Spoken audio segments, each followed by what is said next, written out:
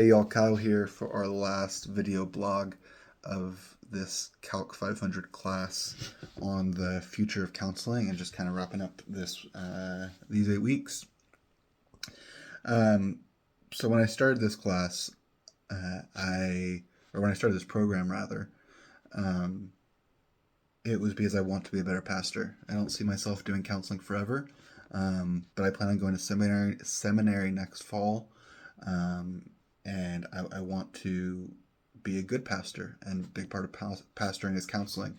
And pastoral counseling is different than mental health counseling, but I think there's an overlap in skills, and sometimes pastors cross the line and go farther than they should in their confidence in their ability to counsel.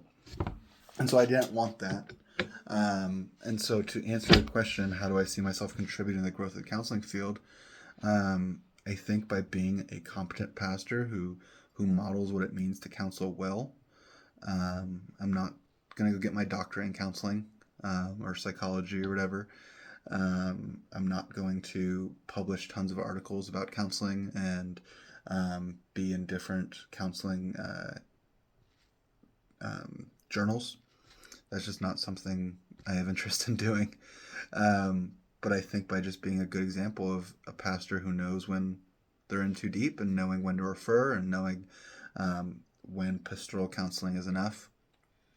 I do plan on doing some counseling, especially as I go through seminary. It's really nice if I have a class from 8 to 9:30, I could do a session from 11 to 12 and still make my afternoon class. So I do plan on actually doing mental health counseling while I'm in seminary at the very least, to help me support that way, my tent making ministry, so to speak.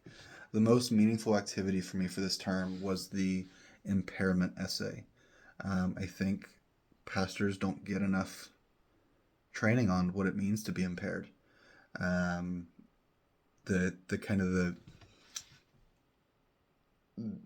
industry standard, so to speak, for pastors is 7 years. Every 7 years you get a sabbatical. And I think that's really unhealthy. And I think it should be less. Because pastoring is hard. It's really hard. And it's not like I got into trouble.